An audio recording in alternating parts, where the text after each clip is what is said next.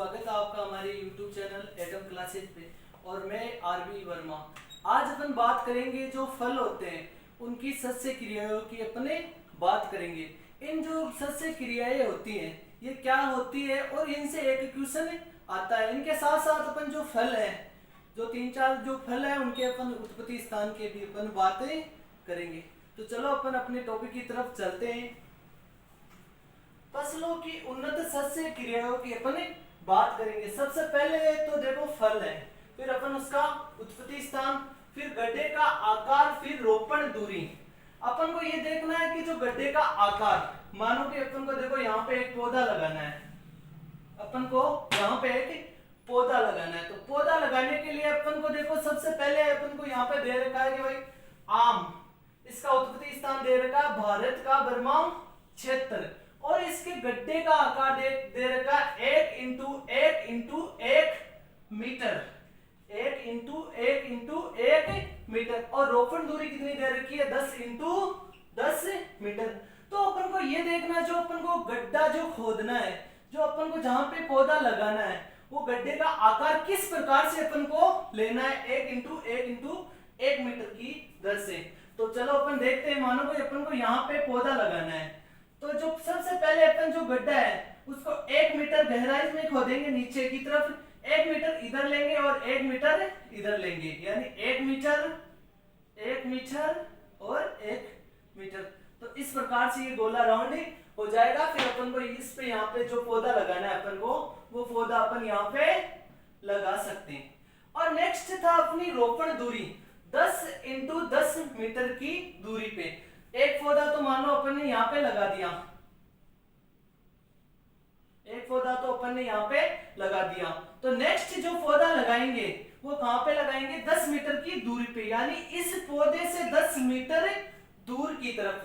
तो जो दूसरा पौधा लगेगा वो ऐसे लगेगा 10 मीटर की दूरी पे। पहले वाला कितने मीटर 10 मीटर, 10 इंटू 10 मीटर। अब अपन को 10 मीटर इधर ले लिया, तो नेक्स्ट जो पौधा लगेगा वो इससे आगे 10 मीटर की, फिर इधर ही जो लगाएंगे पौधा नीचे की तरफ। मान लो ये अपना सेंटर पॉइंट है, अपन ने यहाँ पे जो पौधा लगा दिया, और इसकी और लगाएंगे अपन इस कतार के अंदर, तो वो भी किस अंदाज के अंदर, यानी किस रो के अंदर आएगा 10 इंटू 10 मीटर की दूरी पर उस पौधे का अपन क्या कर सकते हैं प्रत्यारोपण, यानी उस पौधे को अपन लगा सकते हैं। जो अपन नेक्स्ट जो पौधा लगाएंगे वो इस प्रकार से यहाँ पे लगाएंगे, फिर वापस लेंगे तो वो पौधा भी यहाँ पे इस प्रकार से लगाएंगे। आपको समझ में आ गया होगा गड्ढे का आकार और रोपण दूरी। तो आम का जो उत्पत्ति स्थान है, मैंने पहले भी आपको अभी जस्ट बताया था, आम का उत्पत्ति स्थान है भारत का बर्मा क्षेत्र, और गड्ढे का आकार है 1 इंटू 1 मीटर, और रोपण दूरी कितनी है 10 इंटू 10 मीटर। चलो अपन नेक्स्ट बात कर लेते हैं आंवले का। आंवले का जो उत्पत्ति स्थान वो कहां पे है भारत, और इसके जो गड्ढे का आकार है वो कितना है, जैसे अपन ने ऊपर आम का जो पढ़ा था वही इसका गड्ढे का आकार है 1 इंटू 1 मीटर। और इसकी जो रोपण दूरी है भाई, जो आम होता है उससे 1 जो मीटर है ना, उससे कम अपन इसकी रोपण दूरी रखते हैं। तो इसकी रोपण दूरी कितनी रखेंगे 9 इंटू 9 मीटर। नेक्स्ट अपन बात कर लेते हैं अमरूद। नेक्स्ट अपन किसकी बात कर लेते हैं अमरूद। अरे नमरूद नहीं कहा मैंने, क्या कहा जुआ, अमरूद। तो अमरूद के उत्पत्ति स्थान कहां पे है मेक्सिको। अमरूद का उत्पत्ति स्थान कहां पे है मेक्सिको, और इसके जो गड्ढे का आकार होता है वो कितना है 7.5 इंटू 7.5 इंटू 7.5 मीटर। और जो इसकी रोपण जो दूरी होती है वो कितनी है, तो आपको पता आंवला है, आंवले के अंदर यहाँ पे देखो आ रहा है, तो ऐसे तो ये बड़ा ही होता है ना। तो अब इसकी अपन 1 मीटर इसकी अपन क्या रखेंगे रोपण दूरी कम रखेंगे। तो अपन ने इसकी रखी थी 9 इंटू 9 मीटर, और अपन जो इस अमरूद है इसकी अपन रोपण दूरी कितनी रखेंगे 8 इंटू 8 मीटर। चलो नेक्स्ट अपन बात कर लेते हैं बेर। तो बेर का उत्पत्ति स्थान कहां पे भारत। बेर का उत्पत्ति स्थान कहां पे भारत, और इसके गड्ढे का जो आकार होता है वो होता है 0.9 इंटू 0.9 इंटू 0.9 मीटर। और जो रोपण दूरी होती है वो कितनी होती है? 8 इंटू 8 मीटर। चलो अपन नेक्स्ट बात करते हैं, अनार और नींबू। अनार और नींबू, इन दोनों की मैं साथ बात इसलिए कर रहा हूं क्योंकि जो इनके जो गड्ढे का जो आकार होता है वो क्या होता है? सेम ही होता है। तो नींबू और यानी अनार और नींबू, इनके जो गड्ढे का आकार होता है वो कितना होता है? 7.5 इंटू 7.5 इंटू 7.5 मीटर।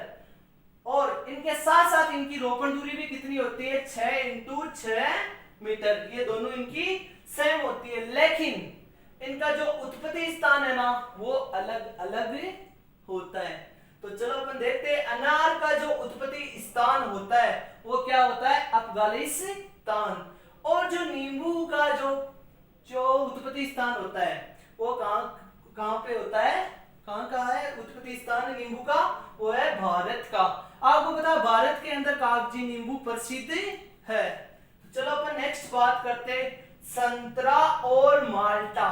संतरा और माल्टा ये संतरे की किस्म है। और आपको पता है भारत के अंदर, राजस्थान की बात कर लेता हूं मैं, राजस्थान के अंदर जो माल्टा प्रसिद्ध वो कहां के है? माल्टा जो प्रसिद्ध है वो है श्री गंगा नगर के। प्रसिद्ध माल्टा कहां के? श्री गंगा नगर के है। तो उस संतरा और माल्टे का उत्पत्ति स्थान कहां पे है? चीन। कहां पे है? चीन। चीन बोले तो चाइना। जो अपन अभी देख रहे हैं कोरोना बीमारी, जो कोरोना वायरस जो चल रहा है, जो सबसे पहले जिसका उद्गम हुआ था वो कहां से हुआ था? कोरोना वायरस का चीन से हुआ था। तो अपन जो माल्टा और संतरे, माल्टा और संतरे, इसके गड्ढे का आकार कितना होता है? 7.5 इंटू 7.5 इंटू 7.5 मीटर। और इनकी जो रोपण दूरी होती है, जो पौधे लगाने की जो दूरी होती है वो कितनी होती है? 6 इंटू 6 मीटर। चलो अपन नेक्स्ट बात करते हैं, पपीता। पपीते का वानस्पतिक नाम क्या होता है? केरिका पपैया। और इसका कुल क्या होता है? केरिकेसी। तो चलो देखते हैं पपीते का उत्पत्ति स्थान कहां पे? मैक्सिको। पपीते का उत्पत्ति स्थान कहां पे? मैक्सिको। और इसके गड्ढे का जो आकार होता है वो कितना है? 0.5 इंटू 0.5 इंटू 0.5 मीटर। और जो इसकी रोपण जो दूरी होती है वो कितनी है? 2 इंटू 2 मीटर। रोपण दूरी कितनी होती है? 2 इंटू 2 मीटर। किसकी होती है?